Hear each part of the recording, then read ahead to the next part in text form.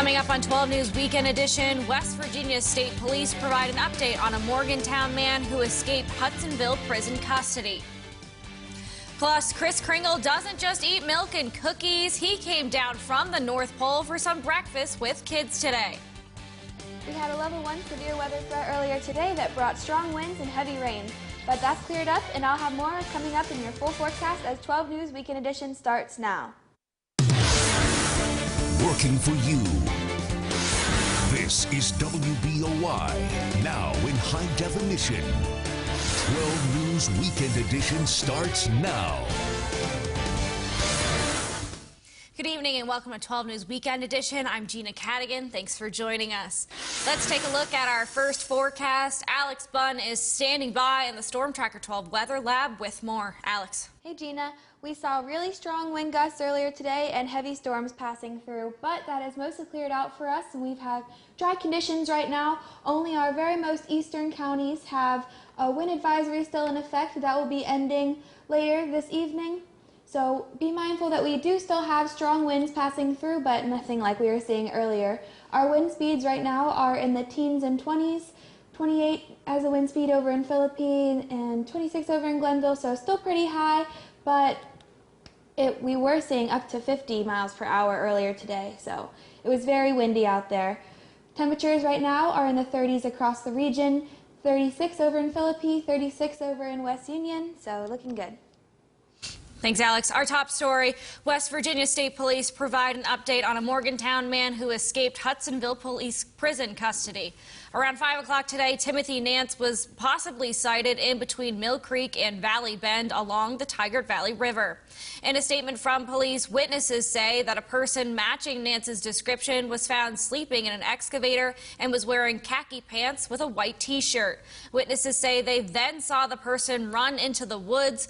Nothing was found during the search of the area. The 42-year-old escaped from Hudsonville prison custody while at a work program in Randolph County yesterday.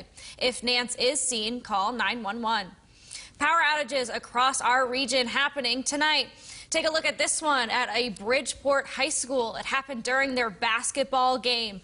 The Harrison County 911 officials say the outage was caused by storms.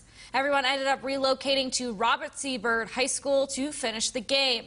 Traffic was also impacted by the storms. Route 20 was closed in Quietdale due to downed power lines. Power outages impacted thousands of First Energy customers in north central West Virginia today. The power came back on for some Bridgeport residents around 9 o'clock tonight. And that same severe weather caused some events to be canceled today. Organizers of the Feast of the Seven Fishes event made the decision to not hold the hometown holiday market and the Christmas concert in downtown Fairmont. Organizers say they will look into rescheduling the event. We've had a great weekend so far. We had the movie showing on Thursday night. We had a full day of programming yesterday. But unfortunately, those high winds coming through, we're going to make it dangerous to have folks out in tents. Liebrecht says that they appreciate the community support in a time where they've had to make some very difficult decisions. But the rain didn't stop all of the fun today. Woodlawn Cemetery is offering tours of the restored manor called the Superintendent's House and Chapel this weekend. Participants are able to see furniture and artifacts that include some items from the former superintendents who lived there. 2 floors of the traditional building was constructed in the mid-1920s. Volunteers and members of the Woodlawn Board welcomed visitors today and answered questions about the property. That right now it is loved. It is very loved. People have donated the furniture and everything in it, and they are welcome to come to tours, and they are welcome if they do have someone to be buried here, that they can have a memorial service for. Also, during the tour, attendees were given a guide to locations of prominent burials in the historic district. All proceeds of the event benefit historic preservation at Woodlawn Cemetery. Now to get into the Christmas spirit, the PTO at West Taylor Elementary School held its annual Breakfast with Santa this morning. Students and their families got the chance to visit with Santa and Mrs. Claus, along with enjoying breakfast of pancakes, biscuits, and gravy. The kids also had a chance to color Christmas pictures and listen to holiday stories from local author Colleen Driscoll. The fourth annual Quarters for Casa fundraiser was held at the Robert Seabird High School earlier this afternoon. Baskets were donated and auctioned off to raise funds for the Harrison County Court-appointed Special Advocates Group. Due to COVID-19, the event didn't happen last year in 2019, but the last Quarters for Casa event raised $5,000. The funds support Harrison County children that are involved in abuse and neglect cases. Still to come on 12 News Weekend Edition, severe storms hit across the nation. We'll show you some of those deadly damages in Kentucky, and we'll hear from President Biden on how the federal government is assisting with those damages.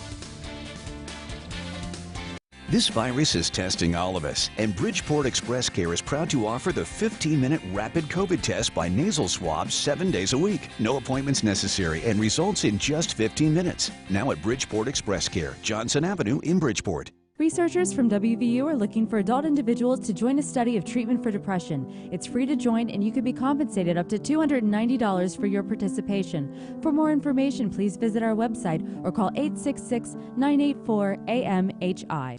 No more bets. No more bets. Woo! You know I love me some casino games. And I know you do too. But you can't carry this bad boy everywhere you go. I mean, I can, because I got a guy. The Caesars Sportsbook app has blackjack, roulette, and so many games. It's gonna make your head spin. I invented a way to carry a casino around in your pocket, people. In your pocket. I also invented pockets. White's Fine Jewelry is your one-stop shop to deliver a sparkle-filled holiday season. Find the perfect gift for everyone on your list in our beautiful new store at the Middletown Commons in Whitehall. Or shop worry-free from our new and improved website at whitesfinejewelry.com. Everyone deserves a little sparkle and shine this holiday season with the perfect gift from the all-new White's Fine Jewelry at the Middletown Commons in Whitehall. One of Valley Healthcare System's hallmark services is our crisis unit. Our unit remains open for detox and other related behavioral health short-term residential services. Need help? Call us today. This virus is testing all of us, and Bridgeport Express Care is proud to offer the 15-minute rapid COVID test by nasal swab 7 days a week. No appointments necessary and results in just 15 minutes. Now at Bridgeport Express Care, Johnson Avenue in Bridgeport. Follow Snowbird through all weather on WBOI. Brought to you by Meadowbrook Mall.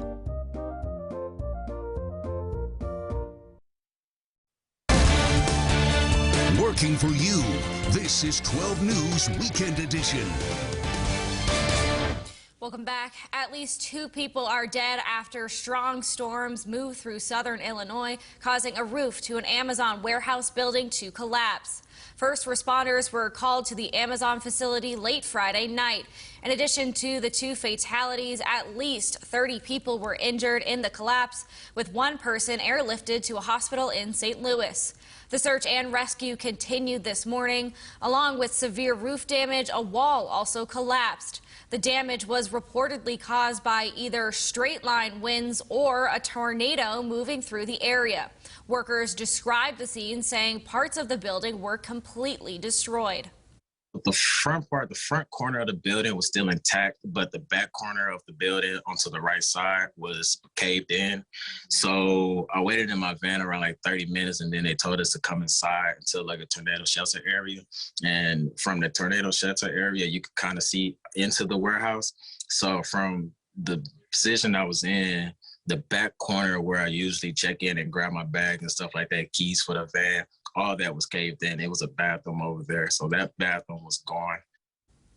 President Biden spoke about those tornadoes earlier today. He says he and his team have spoken to all the governors, starting with the hardest hit state, Kentucky. The president said the federal government and Federal Emergency Management Agency will do whatever it takes to help those affected by the storm. The president said he believes climate change has impacted the intensity of weather and storms overall, but he said he couldn't say whether this storm contributed to these storms. I want folks in all these states to know we're going to get through this. We're going to get through this together, and the federal government is not going to walk away. This is one of those times when we aren't Democrats or Republicans. Sounds like hyperbole, but it's real. We're all Americans. We stand together as the United States of America. And so I say to all the victims, you're in our prayers, and all those first responders, emergency personnel, and everyone helping their fellow Americans, that this is the right thing to do at the right time, and we're going to get through this. Biden plans to visit Kentucky, but he's working with the governor to ensure his visit helps and doesn't hinder recovery efforts.